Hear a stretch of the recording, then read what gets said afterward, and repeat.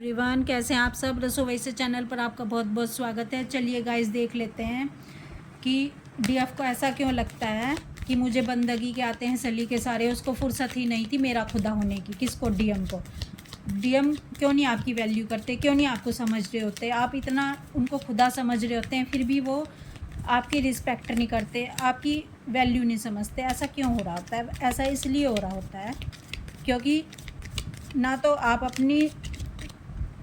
अपने आप को बैलेंस कर रहे होते, ना आपके डीएम आप अपने आप को बैलेंस कर रहे होते। एक ओवर डीएम एनर्जी में होता है, एक ओवर डीएफ एनर्जी में होता है। एक ले रहा होता है और एक दे रहा होता है।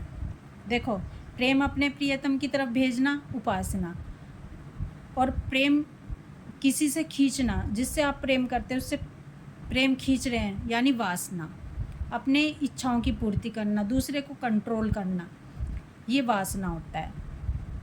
तो अब डिवाइन कहते हैं कि जब तक आप दोनों बैलेंस नहीं करेंगे, यानी जो ओवर डीएम एनर्जी है उसको डीएफ एनर्जी में कन्वर्ट होना है, उसको बैलेंस करना है डीएम डीएफ, और जो ओवर डीएफ एनर्जी में है उसको अपना डीएम एनर्जी को ऊपर बढ़ाना है, आगे ले जाना है, बढ़ाना है, ताकि आप दोनों की भी डीएम डीएफ एनर्जी बैलेंस हो सके। जिस दिन आप दोनों की डीएम डीएफ एनर्जी बैलेंस हो गई, उसी दिन आप जीवन मरण के चक्र से बाहर निकल जाते हैं, उसी दिन आप गॉड को पा जाते हैं, गॉड से मर्जिंग हो जाती है आपकी।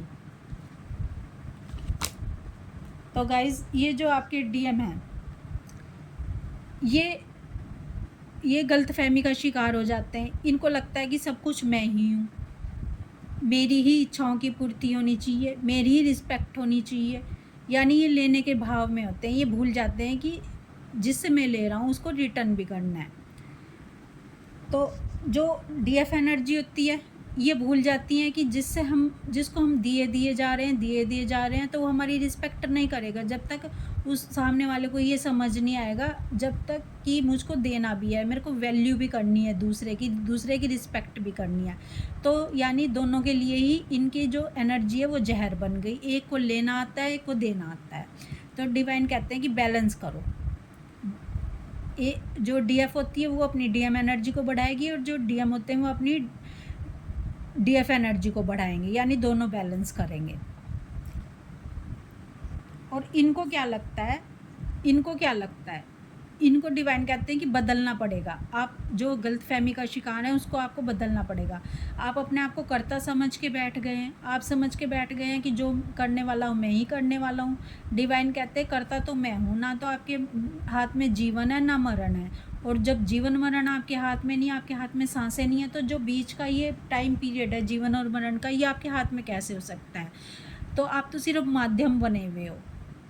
आपकी फ्री विल है कि आप कोई भी अपना एग्ज़ाम लिख सकते हो, लेकिन जो ये नियम बनाए, कायदे कानून बनाए, ये मैंने बनाए हैं। ठीक है, अगर आप कुछ गलत करते हो किसी के लिए, तो ये मत सोचो कि आपको इसका रिटर्न नहीं मिलेगा। अगर कोई अच्छा कर रहा है किसी के लिए, तो उसको भी उसका रिटर्न मिलेगा। यानी तमोगुण, रजोगुण और सतोगुण में सारी दुनिया घूम रही है, और जो इन गुणों से बाहर निकल जाता है, यानी ईश्वर बैलेंस कर लेता है, ईश्वर से मर्जिंग कर लेता है, वो मरण जीवन के चक्र से छूट जाता है। अब डीएम को क्या लगता है? अब ईश्वर क्या कह रहे हैं? ईश्वर तो ये कह रहे हैं, इनको लगता है मैं पुरुष हूँ, मेरा शरीर मतलब मेल फीमेल, भगवान कहते हैं मेल फीमेल मैटर नहीं करता, बॉडी तुम्हारी मेल की है फीमेल की है। अब डीएम को लगता है मेरी बॉडी मेल की है, ठीक है, तो मैं पुरुष हूँ।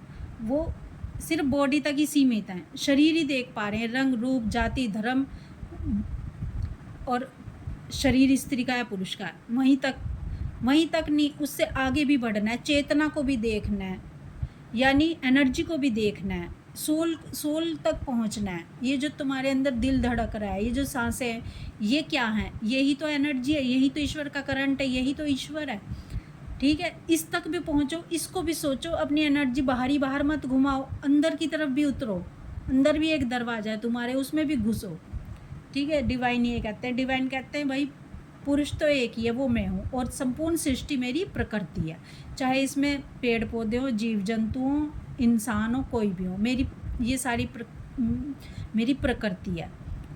और कोई भी छोटे से छोटा जीव है या इंसान है, उसके अंदर ये दोनों गुण हैं, स्त्री के और पुरुष के, जिसके कारण मेरी सृष्टि आगे बढ़ती रहे, मेरी सृष्टि का संचार होता रहे स्त्री और पुरुष के गुणों के कारण, ताकि ये दोनों एक दूसरे की तरफ अट्रैक्ट हों और जीवन को आगे बढ़ाएं।